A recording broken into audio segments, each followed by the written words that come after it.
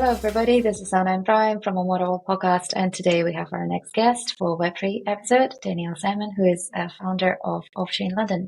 Hi, Daniel. How are you? Pleasure to be here. It's great. I'm great. Yeah, thanks for joining us. And it's a pleasure to have you here. And maybe so our listeners can understand your background, can you talk a little bit more where you're coming from? What did you do? What kind of projects? And how did you end up in the Web3?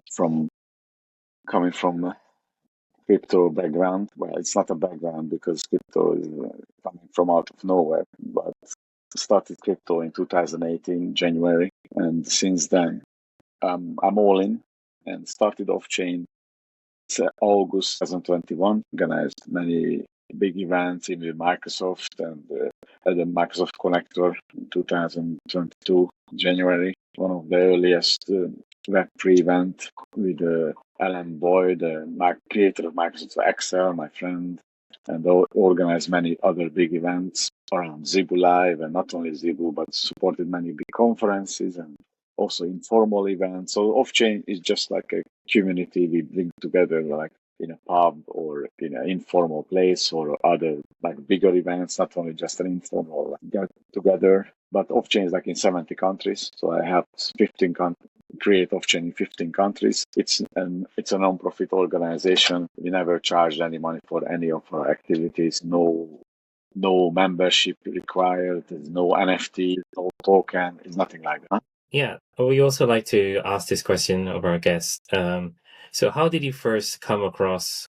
crypto as a technology, and what made you, decide to invest so much time into it? Well, crypto is very exciting. It's fantastic. I mean, I already heard about it 2011. My friend is like a geek, computer geek. He was talking about Bitcoin 2011, early 2011, like early days in Shoreditch. Shoreditch was already in 2011. They were already using Bitcoin. They were already like a market, which I've seen on the street when they are buying and selling Bitcoin, and they're using in 2011 Bitcoin for a coffee shop. So that was like an early adopters in Shoreditch. So that was very exciting, and I already seen it, and already my friend was talking about this. But then now I think, oh, my friend is like a multi-billionaire and so on. But it turned out that at least that's what he's telling me, that he actually never bought Bitcoin. He was just talking about it. I mean, that's crazy. I mean, that's unbelievable because it's 2011. He was talking about it's like you can mine it. And, 2011, if you do it that time, you're already mega rich. I mean, that was the time, really. And I said, no, at that time I was a life coach. I was interested in life coaching, these kind of things. And I thought, this is a good thing. Bitcoin is a good thing. I should really accept Bitcoin as a life coach and so on. I always in favor, but I never thought that time. I never thought, actually, I should actually buy, or actually I should mine, or this. Only later, only 2018, January, when already we had the bull run at that time. So I started at the top. I was the exit liquidity. So I started at the very top. I bought Ethereum like $1,000. That was the top. The top was like 1,100 or 1,080. So nearly the very top. I bought nearly the most expensive. And then, I invested a lot of money into like ICO, like all the crazy like shit tokens. Like when I'm saying shit tokens and altcoins, shit token is it's not a swear word. It's like a terminology, really. In crypto, it's like a terminology. It's not like a swearing, because it's for a Bitcoin maxi, everything is a shitcoin, including Ethereum, and only the Bitcoin. A Bitcoin is Bitcoin, and everything else is a shitcoin. But anyway, so I bought even Yggdrasil in March 2018, like for 100 ETH, invested 100 ETH. Now those coins is worth exactly zero right now. I have still all my coins. I supported the project, I was working for them and so on and so on. And they rebranded. The long story short, it's a failed project, and I invested a lots of more money into other projects, and it all went to zero. It's a very risky, very, very high risk thing. And that project that I invested, Yggdrasil, it was an amazing concept. So the concept was amazing. And if I think back, it's even better. It sounds now even better than right now. So the concept was absolutely, truly mind-blowing. And it's talking about, in 2018, they were talking about real-world assets, tokenization. And the tokenization right now is very hot. And they were talking about that in 2018, before everyone else. So it was like too early. They were too early. But it's not only that simple, either you're too early or too late, but it's also about, when you invest, it's also about the execution. So you can have, again, as I always say, you can have the best concept, the best white paper, especially now. Now it's very easy to have the best concept and white paper with ChatGPT and so on. Now it's even, that time there was no ChatGPT, but now it's even easier. But it doesn't mean anything, especially now. It doesn't mean anything because it's all about the execution, the chemistry between the founders. Because at the end of the day, you invest into the founders itself, into the people. So that's what's important, not the ChatGPT, whether they can use the ChatGPT or they can use Grok or whatever. But yeah, with the people itself, the whether they have an actual intelligence. Because you can have artificial intelligence, but I prefer to have actual intelligence. So that's like, you can't, nothing can substitute.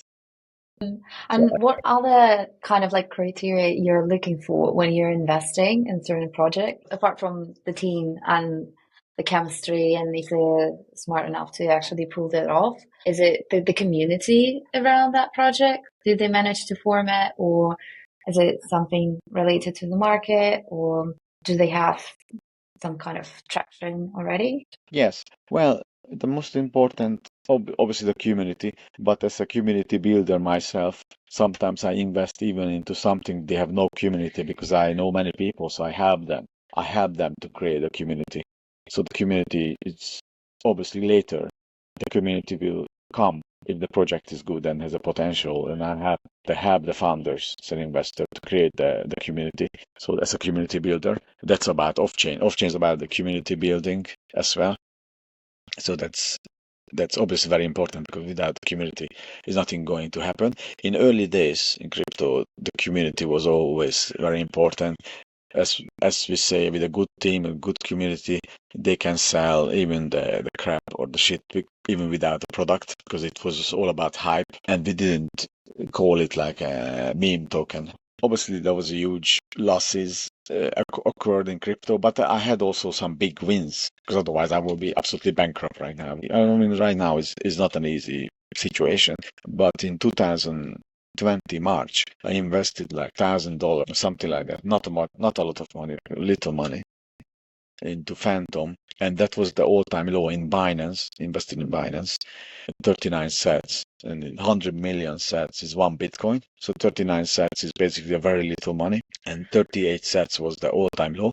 So I really, really bought the all-time low on the chart, like a normal guy, and it was not like a OTC, not like over-the-counter, so not like buying, tokens from the team, like a VIP, no, just like a normal guy. And then from that point, I was supporting the project. Long story short, like supported 18 months, supported more than about 18 months, very active, like beta tester, helping the team to develop the product, make it better, and like, tweets on X, like many tweets, 15,000 tweets, like full time, not like a bot, but like a real person. Like, you do every tweet. It's like full time. It's like a full time job, really. So that was like a big success. Have the build the community and everything. I was like the biggest influencer for them for the early days. So with that one, I made like 1,200x, 1,200 times of my money.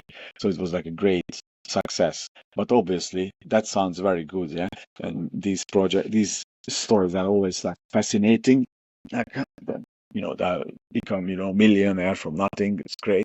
But obviously, I have like 10 or 15 story when I lost all my money, like, and not $1,000, but I invested a lot of money. So so in crypto you can invest and lose $1 million. You invest $1 million, you lose all of it, and you invest $1,000, you make $1 million. So it's vice versa. It's back and forth. It's back and forth through. So Yeah. So yeah, I guess it kind of almost balances out, but hopefully you're edging out a bit more on the positive side. I think I'm also curious about sort of some of the projects you're investing in terms of, are you looking for any particular type of project? So you mentioned, back in 2018, you were looking at real world assets. Are you still looking at those sort of projects nowadays? Or maybe you're investing in something else or some other type of project that's kind of relatively new in crypto? Like what kind of projects are most interesting to you nowadays? So basically, right now I'm investing. I mean, since Trump in charge, I lost so much money. So right now I can't boast. I'm happy if I will be alive. I mean, right now I invested in the past a lot of like games. I lost so much money on games, DeFi. But right now, is the real world assets is I'm a big investor in CreditFi Finance, and even after this call, I have to test a new product. V3 came out. CreditFi Finance, so I have to test the staking. So there's a lot of active work, to make sure everything is fine. Is we have a very solid. With CreditFi Finance, the founder is a very solid financial expert in lending and risk management. We work with experience, so that all sounds very good. But I'm a very honest guy. Our challenge is the devs, the technical things. So that's what we need to be strong, and that's the challenge, because this is all about innovation. So we creating something which never been done. So that's not so easy to actually achieve it, because it's never been done. It's no one ever achieved it. So we're doing something faster than JP Morgan or the big guys, because what we're doing, they are not doing it yet. So it's not, we are the first to actually creating these things. And along the way, there's a lot of hiccups, because we are in crypto. We are always saying we are early. It's like a meme, and it's actually, we are early, and we are still early. So, and right now, obviously I'm very interested in everything new. I'm an easy guy, easy to convince when I have money to invest. Right now I can't even invest. Right now. But when I have money, it's easy to convince me. But I have other business partners or people who, like my other friend, who is very analytical mind, and it's very hard to convince him. So, but if you can convince him, then it's great. Then I invest now with my other friend. So it's always good to have some other people around you as well, who is like harder. It's harder to convince them. It's easy to convince me. And sometimes because of that, I lost so much money to investing not into the right things. But sometimes I got it right. And once I got it right, then everything was, get it back and plus more, because my very high risk appetite is sometimes pays off, rarely, but it's enough just to pay off once, and then you are already, then it's that's it. Yeah, but it's right now, it's a very interesting period. I think next month is starting now. The old season is very exciting. Next month we'll start the real old season. Right now, Bitcoin did very well. I was not surprised about this. So Bitcoin was, 15,500 November 2022, and now we reached even 123,000, something like that, 123,000. So that's almost like eight. Yeah, it's 8x. So Bitcoin did 8x from the bottom, from November 2022 till now is what is that? July 2025. So that's very fascinating, great performance of Bitcoin. So with Bitcoin, we always expected this performance. I was not surprised. But what was surprising, that the altcoins, the small coins, which I invested a lot of into the small coins, I sold my Bitcoins, I invested into small coins, that they will do so badly. So that's the problem. So because Bitcoin did very well, but everything else did very badly. Yeah. So that's the challenge here. But now we expect to finally, after so much waiting, so much problem, finally, I'm gonna keep telling this since the Ukraine war started, since February 2022, that now this is the time we will do well. But we didn't. In the last few years, altcoins suffered, but now maybe finally I'm right, hopefully, after a lot of, failure, because now it's really already like large coins like BNB, Binance Coin is already doing new all-time highs, so it's already doing well. Ripple is already also not doing well.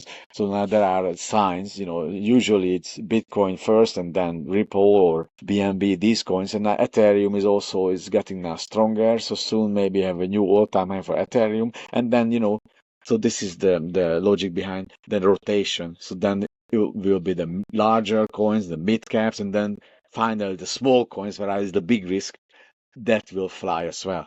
But according to the normal cycle up to January 2026. So if we're talking about a very short period, it's only that like next 6 months, 7 months. We have an amazing time, and then that's it. And then it will then go down, and then the next bear market. But maybe this time is different. Obviously, last time I believed it's different. And that's why I lost millions, because I didn't cash out, because I thought it have like an extended cycle. But it was not the case. It was exactly the same 4-year cycle. So it was a very bad thing to. Last time the top was January 2022 for the small coins, and for Bitcoin it was November 2021. So there's a 2 months, transitional period when this year may be the same. So November 2025, Bitcoin hits all-time high, and then 2 months later, the altcoins hit, according my expectation, all-time high.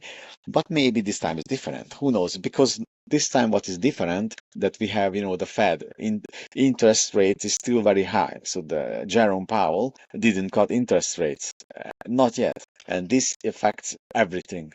So this is very important for us, for the money flow, for the macroeconomics, and for everything. So this is important not only for art and fashion, or jewelry, or in property investment, retail, but this is very important for us, crypto as well. So as soon as we have a zero interest rate environment or very low interest rate environment, then the big money and everyone's interested and more forced to invest into risk assets like crypto. Right now, they're not so much motivated. So right now, Jerome Powell still didn't cut interest rates. And, the calculation is that next year, Jerome Powell can be in power up to like May next year, and then his mandate will expire, and then Trump can delegate a new one, nominate a new Fed chair, and then he will surely 100% he will get someone who is a crazy cut. He want to cut the rates like crazy. So surely, and then if that would happen like next year, May, that would absolutely change the cycle. And then we might have another bull run. So the bull run would continue next year as well. Because according to the market cycle, it should stop like January 2026. But because of this might really change. This time might really change. I hope. Because that would be very good for us. This might really change the calculations. So that's very exciting. This will be exciting to see. But this time I will be very careful, because last time, I believed, it's different, that it was not. Because obviously, if there is a new war next year, like as according to the cycles, we expect something to happen, so that will be continue like the cycle always happened, then it will be overwriting everything. Because if the war, some silly something happens, then it will, change the whole thing as we expect it to already happen. As I say, we already expect it January 2026 stop, and then it's going down. And so what's your kind of like day to day actually? Like do you have a lot of pitch decks to go through, and as well, do you have a lot of projects coming from a specific country, maybe from like States, or is it like UK, Dubai? Where are you investing in, like geographically? Does it make any difference, or? Well, pitch decks. So basically, pitch decks. I'm not interested in pitch decks. Many people send me lots of pitch decks, and I've seen a million pitch decks. So I don't really care about pitch decks, to be honest, because as I said, I'm interested about the people, really. The chemistry between the founders is also good to have more than one founders. So that's the most important thing. But many people approach me not only because of the money, because right now I don't even have so much money right now. So right now I'm not even a target. I don't need to worry about my safety, really, because right now I lost so much money. So it's right now is very safe for me, to be honest, because I have to get back like a lot of money just to get back where I was. I'm going to get like 20x, increase my value like 20x minimum to get back where I was in January 2022 already in the past. So the beauty in crypto, it's global. So it doesn't matter. Where is the location, it's absolutely global, and the investors, everything is global. So the crypto is really, it's against government in a way. Because the whole thing, what we have to understand, the whole crypto is going back to the 2008 financial crisis. So that's why Satoshi Nakamoto, which we don't know who is Satoshi Nakamoto, there are many speculation who is it. Maybe it was Hal Finney, because Hal Finney was like a computer scientist who received the first Bitcoin from Satoshi Nakamoto. So it might be not crazy to think it was the same guy who is Satoshi Nakamoto. So because why Hal Finney is really the favorite to be Satoshi Nakamoto, because Satoshi Nakamoto disappeared in 2011, and that's the time when Hal Finney also died. He got a sickness. So that's a coincidence. So it's probably he was Satoshi Nakamoto. However, we don't know for sure. I mean, no one knows. I mean, Craig Wright, the Bitcoin Satoshi Vision creator, he claims he's Satoshi Nakamoto, but there is a lot of debate around this, and there's no consensus, to put it politely, that he is Satoshi Nakamoto. So obviously Satoshi Nakamoto, whoever it was, and there's a lot of theory, conspiracy theory, or Bitcoin that was, FBI or CIA created Bitcoin. I don't think so. I don't think so. Or, some Mossad or whatever. I don't think so, really. Because, with the Bitcoin, it is a special opportunity for the small guy to get into something before the institutions. So it was like a special situation, really, unlike anything else. And Bitcoin, is the most decentralized thing, because Bitcoin is a beautiful thing because it's very decentralized, the most decentralized thing ever. Any project nothing is decentralized apart from Bitcoin, because even Ethereum is very centralized and everything else. Even Phantom, where I made money, Phantom is more centralized than the Chinese Communist Party. So it's more than the CCP, is more centralized, Phantom. And the most projects in crypto, everything is very centralized, although we want decentralization, but we haven't achieved it yet. But Bitcoin is still the most decentralized thing. So Bitcoin was created because of the government failures. So it's really about the freedom of speech and the freedom of privacy. This is about crypto. This is a beautiful thing. That's a different thing that many scammers and many people, ride this wide west, and they abuse and exploit, the principles which based on the crypto based on beautiful principles. That's a different question. That there's a lot of scammers, a lot of trash people, a lot of problems which people they try to exploit these principles. But there are still some good people and some good projects, or some true believers who believe in crypto. So that's a different question. That also the government they see the technology and they try to use for their own advantage. They created CBDC, which is like crypto based on this technology, but this is completely the opposite of crypto, because crypto is a freedom of speech, and the censorship resistance, and these kind of things, like a digital property, like Michael Saylor, the champion of Bitcoin, is like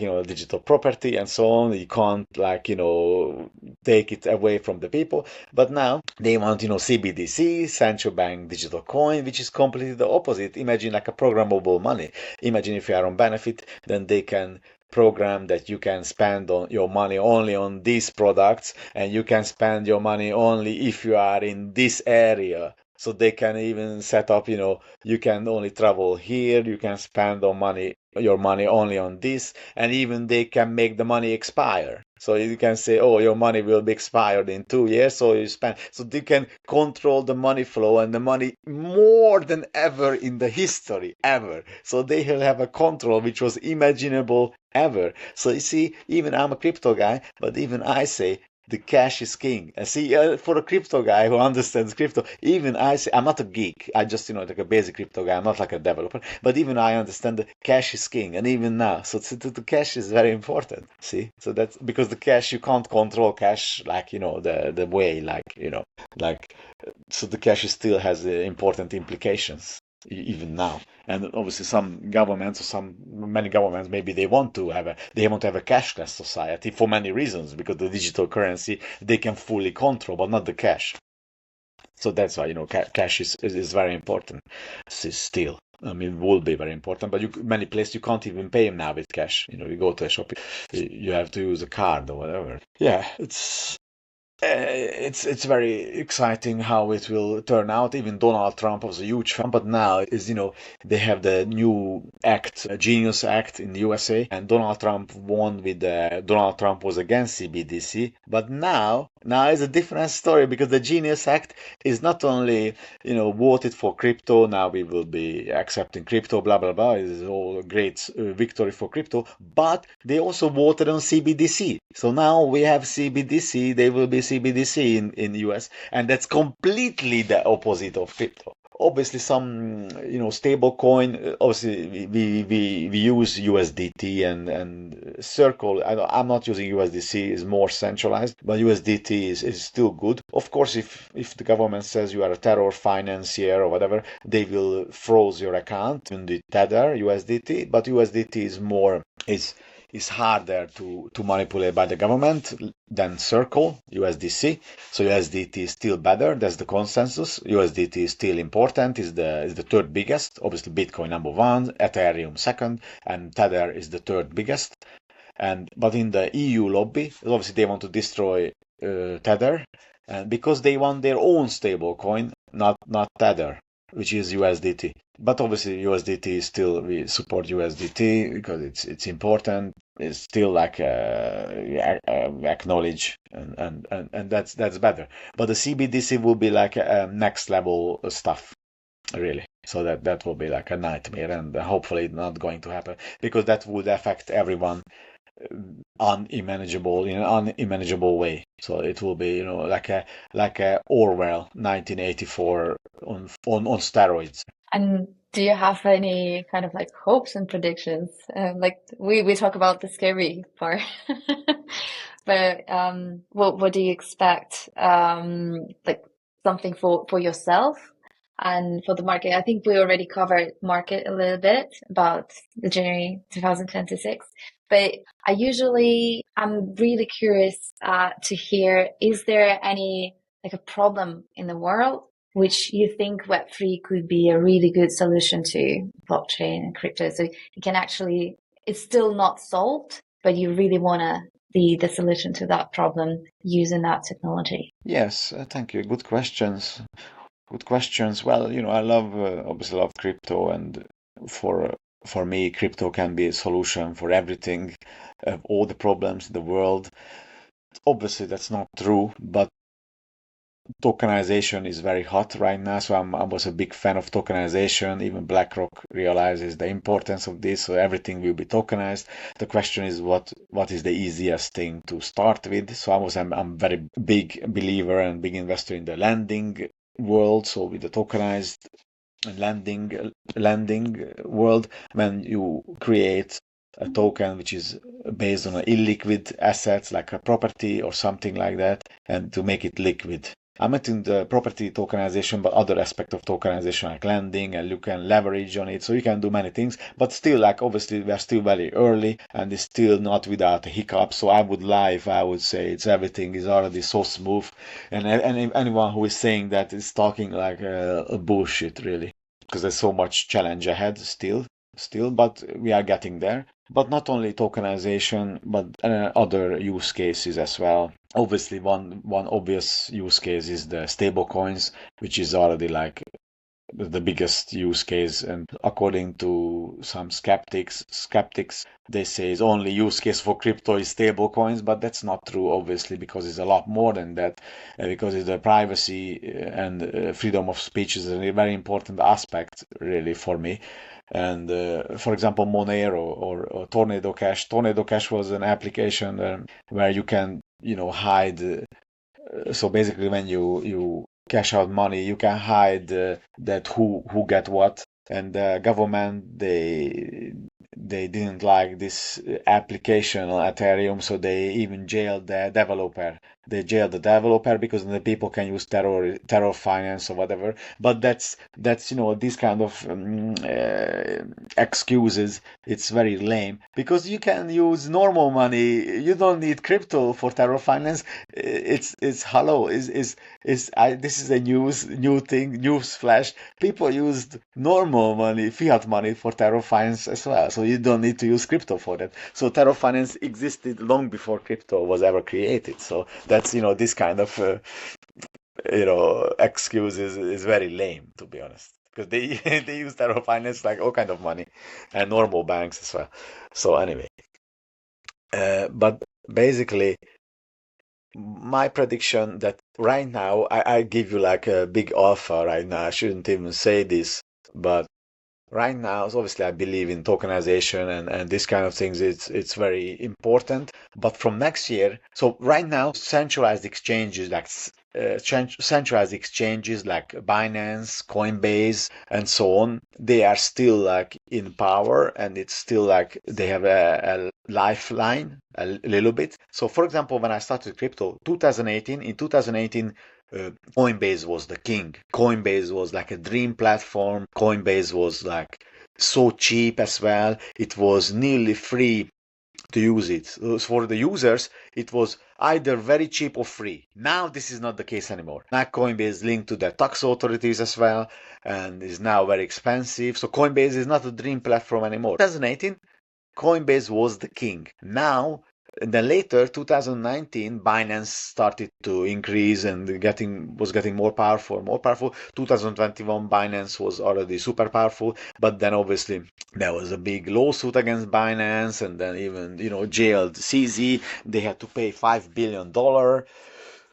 Compensation, maybe more, I think 5.5 billion anyway, CZ, and then he was in jail 4 months as well. And now Binance is also very much with the government because they have to, not because CZ is a bad guy. Actually, he was like forced to he was in jail, of course, as well, and he's very much forced to cooperate with the government in every inch, and so that's the situation. So because of that, and from January 2026, we'll have a new regulation in live crypto. What do you call it?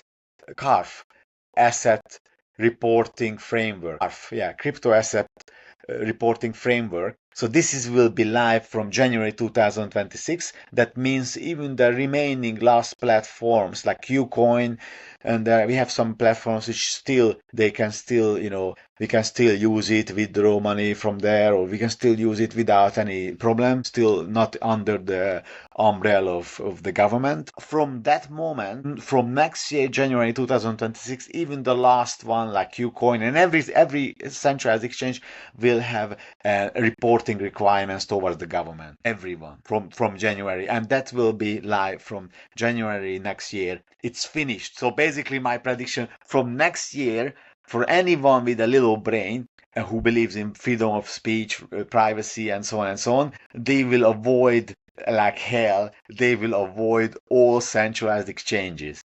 So DEX is decentralized exchange. Those were already important, but from next year they will be even more important than ever because of this. Because this is the beauty of crypto. You can't censor, or you can't stop it. So you can't censor a decentralized exchange. You can't censor a DeFi's decentralized finance. So it's impossible unless if you put the censorship in a code level. But why would the developer put a censorship at the code level? Then we will not use that application. Simple. Then they made themselves bankrupt. So basically, it's impossible to censor a decentralized exchange. It's impossible to censor this technology. Then you have to censor, I don't know, the internet itself. I mean, then we will not use it. So, yeah, it's basically, it will be very interesting to see.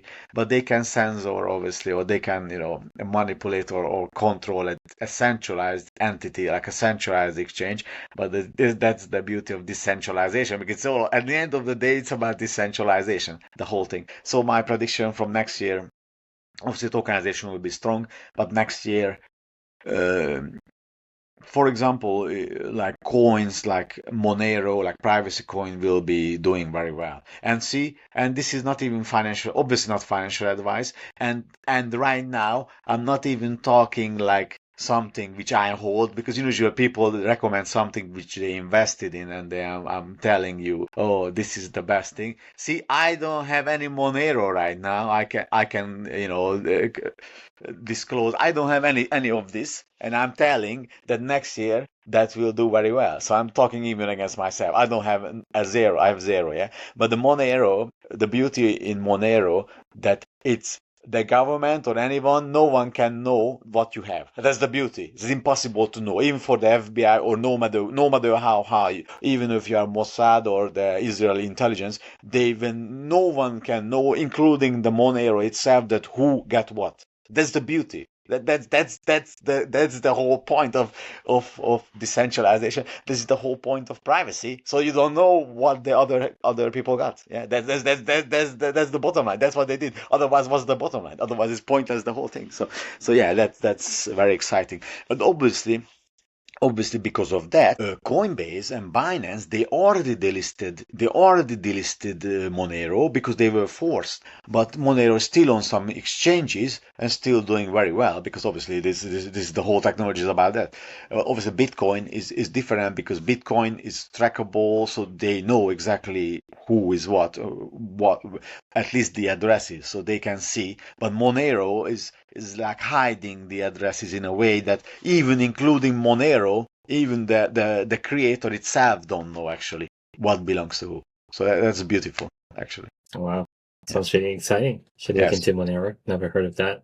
But yeah, unfortunately, we're running out of time, so I think that's probably a good place to end the podcast. But I'd like to leave maybe the last minute for yourself. If people have any questions, how can they reach out? Where can they best contact you? And where can they learn more about OffChain? Yes, so you can reach out to me like Telegram or Twitter and OffChain. Yeah, we're going to do some events like with BitGet, a big exchange in London. I will have a call with them today. And also, usually we support Zebu Live, is the biggest Web3 event, and this time I helped them to create like a satellite event with another big organization. We always, as a crypto, I'm a lobbyist, we always, do many events. I help to create events in the parliament as well. I did many lobbies with the government and the FCA as well, but to be honest, it was always usually a waste of time. It was a waste of time to lobby with the government, because even the previous government, it was very anti-crypto. I mean, our Prime Minister Rishi Sunak always said, we want to have a web-free hub, blah blah blah, but it's never happened anything like that, and it was very anti-crypto regulation. But the new government is even worse. That's the new government, the Tory government. I mean, the Labour government, Keir Starmer. That's even worse than the previous, and the previous was already pretty bad, to be honest.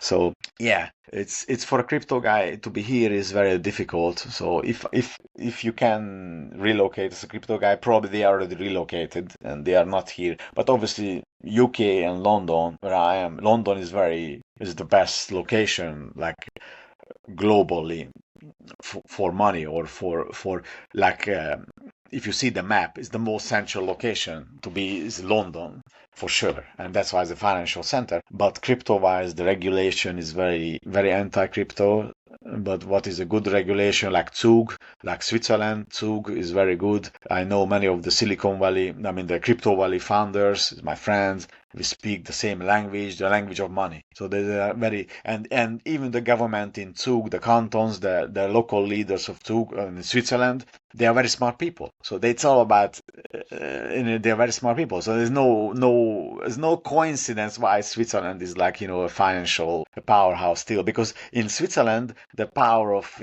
privacy, it was very important always. I mean, that's why people brought the money to Switzerland, because they are smart people. So they understand all these concerns and stuff, because they, we speak the same language. I mean, these are very, very smart people. So this is about that. Because, unfortunately, the government, I mean, it's only 1 minute. Sorry, I talk too much. But this is very important to say, because this is all connected together. It's more than just crypto. Because, we have the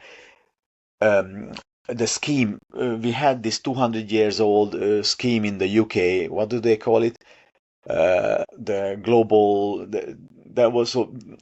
Rishi Sunak, he got his wife, his billionaire Indian wife, and there was this big scandal when they realized, and the wife of Rishi Sunak, she didn't pay any tax in the UK. Of course, because that was the law. That they didn't break the law. They just used this scheme. What do they call it?